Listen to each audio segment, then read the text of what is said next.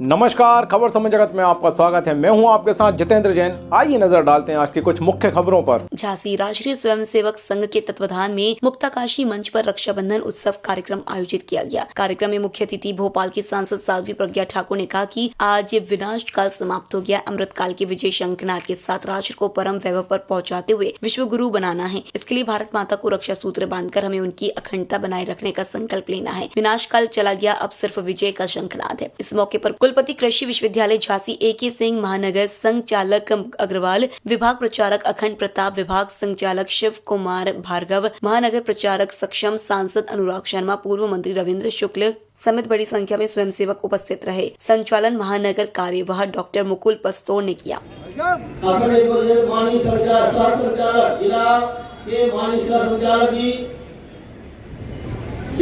जयपाल जी, मुकुल जी, आप रुक जाइए, रक्षा सुनवाई करेंगे।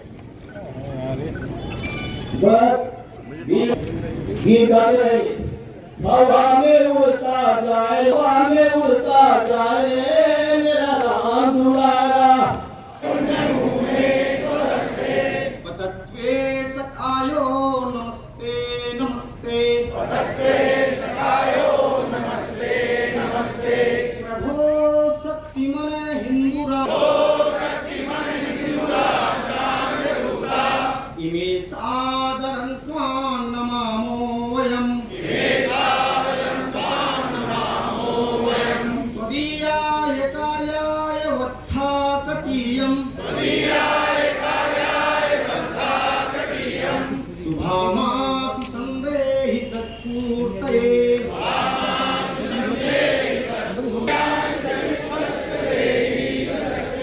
सुशीलं जगत्वे नमः ब्रह्मवे, सुखं चैव यत्कण्ठकाकीर्णमा स्वयं स्वीकृतन्नः। यह बुंदेलखंड है। यहाँ बुंदेलों ने अपने शौर्य से इसको, अपनी धरा को रक्त से सींचा है और दुश्मनों को भगाया है, दुश्मनों को परास्त किया है। रानी झांसी ने, रानी लक्ष्मीबाई ने अपने शौर्य की गाथा यहाँ लिखी है। इसलिए ये वीरों की और वीर बालाओं की भूमि है, वीर और वीरांगनाओं की भूमि है। और जो हम सब सुनने आए हैं, हम उनको भी इसी श्रेणी में गिनते हैं कि जो सुन सकता है वही कुछ कर सकता है।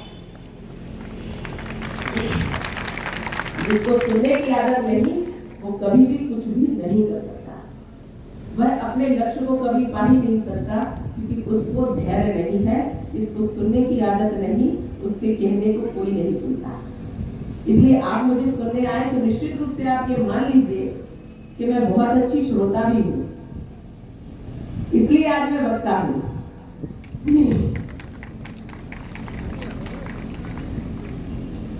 मैं बोलती हूँ, तकलीफ सबको हो जाती है।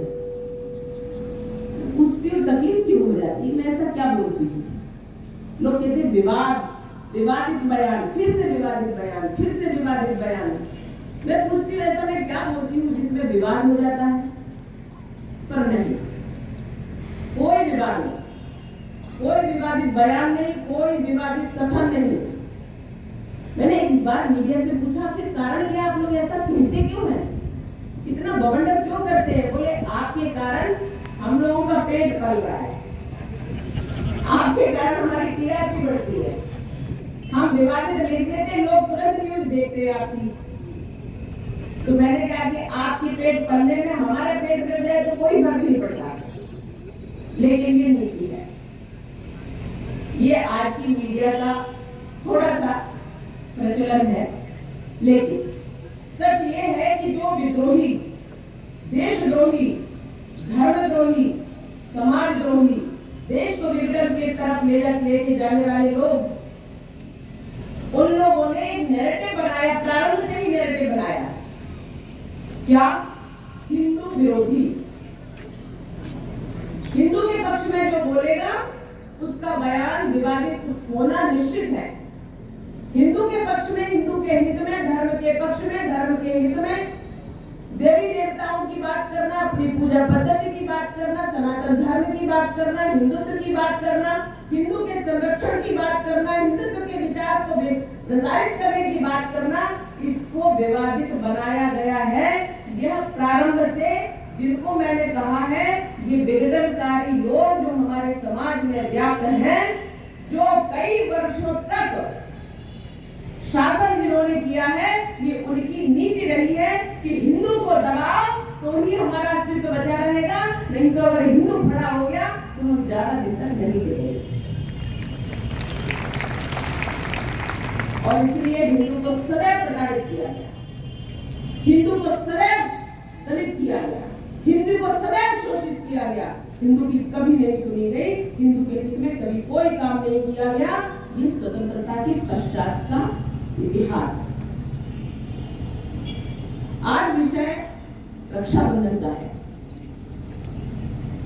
रक्षाबंधन कोई शास्त्रोक्त नीति नहीं है। रक्षाबंधन हमारा वह संस्कार है जिसके अंतर्गत हम भाई बहन एक दूसरे की रक्षा का वचन देते हैं। ये कहा जाता है कि भाई के समक्ष भाई चाहे छोटा हो और भाई चाहे बड़ा हो, भाई के समक्ष बहन अपने को छोटा ही मानती है। भाई के समक्ष हमेशा बहन का एक भाव रहता है, हमारा भाई सदैव सुरक्षित रहे, हमारा भाई सदैव स्वस्थ रहे, प्रसन्न रहे और हमारी सदैव रक्षा करता रहे। लेकिन इसको विकृत रूप भी दिया गया। भाई बहन के रिश्ते को भी तार-तार करते हुए देखा गया। लेकिन ये शास्त्रोक्त नीति नहीं। द्रौपदी ने भगवान कृष्ण का हाथ उंगली जब घायल हो गई थी,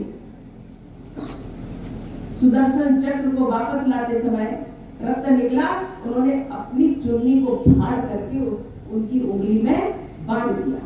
कलाई नहीं बांधा, उंगली में वो धागा बांध दिया, एक कपड़ा बांध दिया। ये भाव था। भगवान कृष्ण ने कहा कि सखे मेरी बहन द्रौपदी, ये ऋण है तुम्हारा मेरे ऊपर, ये ऋण है और ये ऋण अवसर आने पर तुम्हें कई गुना मैं दूंगा। मैं तुम्हारी नजर रखने के लिए आऊंगा, मैं तुम्हारी रक्षा करने के लिए आऊंगा। और एक समय वो आया जब दुष्टों ने उनका चीर हरण किया और भगवान ने आकर के उनकी लाज बचाई और चीर इतना बड़ा किया कि उस भावना का चीर इतना बड़ा था कि वो चीर खींचते खींचते खींचते संकल्प है। इस संकल्प के साथ हम आज भगवान ध्वज को राखी बांधेंगे, भारत माता को राखी बांधेंगे कि माँ तेरी अखंडता को बनाए रखेंगे। आप हमें सदैव संरक्षित करना, आप हमें सदैव संबल देना। आपका ये वैभव बनाने में हम कभी पीछे नहीं हटेंगे, प्राणपण से तैयार हैं। ये संकल्प हुआ करते हैं और इसी को रक्षा बंधन कहते हैं। आवश्यक नहीं कि बहन ही भाई को राखी बांधे। मैंने देखा है, भाई बिस्तर पे है, बहन अपनी किडनी दे रही है। भाई बिस्तर पे है, कैंसर से पीड़ित है, बहन अपनी कमाई पूरी लगा रही है उसके स्वास्थ्य की रक्षण के लिए। तो उस समय रक्षा का भाव होता है। हम सैनिकों को राखी बांधते हैं सिर्फ इस भाव से भाई तू अकेला नहीं है, सीमा पर हम सदैव तुम्हारे साथ हैं। जब आप गोली खाओगे तो आपकी गोली के साथ हमारी भावना जुड़ी रहेगी और हम आपके साथ हैं। आप कभी अपने को अकेला महसूस नहीं करना, हम आपके साथ, आपके परिवार के साथ हैं और हम सब भारत माता के साथ हैं।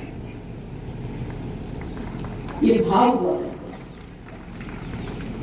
और जहां भावों का अभाव होता है वहां संघ के ऊपर 3-3 बार प्रतिबंध लगा दिया करते हैं, क्योंकि उन्हें पता ही नहीं, अज्ञानी है।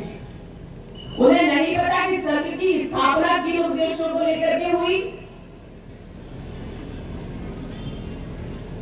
हत्या गांधी की हुई, बैन संघ पर लगा दिया गया।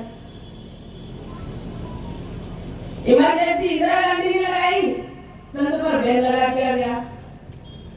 ढांचा कार सेवकों ने तोड़ा, राम भक्तों ने तोड़ा, बैन संघ के ऊपर लगा दिया गया। पता है क्यों? कभी 11 महीने का, कभी 18 महीने का, कभी 6 महीने का। कारण क्या है? संघ पर बैन क्यों? संघ पर बैन नहीं, उस विचारधारा पर बैन लगाया गया जो विचारधारा देश के प्रति निष्ठा और समर्पण को प्रोत्साहन देता है, देश के प्रति सेवा भाव को प्रोत्साहन देता है, देश में सेवा और सेवा के संकल्प को लेकर हर बस्ती, हर गरीब बस्ती, हर सेवा बस्ती में काम करते हैं, कुष्ठ रोगियों के बीच में काम करते हैं, राष्ट्र की भावना को जागृत करते हैं। इस भावना से जो इन सब के विरोधी हैं, उनकी भावना को आहत होती है, उनकी भावना कुचली जाती है, क्योंकि देशद्रोही तभी फड़फड़ाते हैं जब देशभक्ति जागृत होती है। इसलिए बैन लगता है संघ के ऊपर। बताइए, संघ ने कभी किसी को गोली मारी हो? बताइए, संघ ने किसी का घर उजाड़ा हो?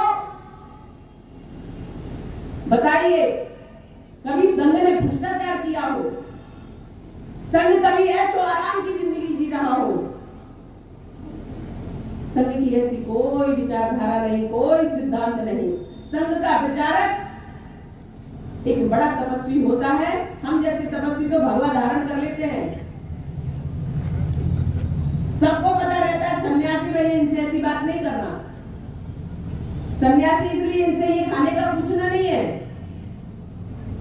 पर सामान्य वेश में सन्यासी के रूप में अपनी जिंदगी को तपा देना, हर किसी के कष्ट को स्वयं धारण करना, उसको कष्ट से मुक्ति देना, ऐसा सन्यास जब कठिन होता है तो उसे संघ का प्रचार कहते हैं। घर घर जाकर भोजन करना कितना अपमानजनक होता है। कभी कभी मैंने वो भी देखा है, मैं भी पूर्णकालिक रही हूँ। कितना अपमानजनक होता है। कभी तो कोई भोजन के लिए पूछता ही नहीं, कहने पे भी नहीं मिलता है।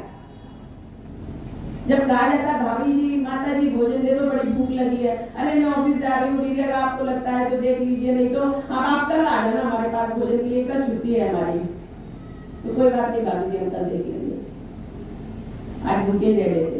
कभी एक दिन में 4 बार मिल गया, तो कभी 4 दिन में 1 बार मिल गया। लेकिन राष्ट्र का नहीं रुकना चाहिए, ये प्रचारकों का कर्तव्य होता है। प्रचारक अपने जीवन में तपते हैं। ऐसे तपस्वियों पर बैन लगाने का काम सिर्फ और सिर्फ देशद्रोही करते हैं।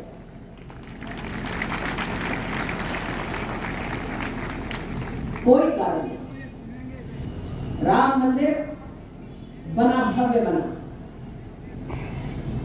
पर राम मंदिर बनाने में उसके ऊपर जो ढांचा खड़ा हुआ था, वो ढांचा जब टूटा तो सच कहूं हर व्यक्ति इतना उल्लासित था कि उसके पैर जमीन पर नहीं थे। क्यों? क्या ये ढांचा हमारे पुरखों ने बनाया था? नहीं,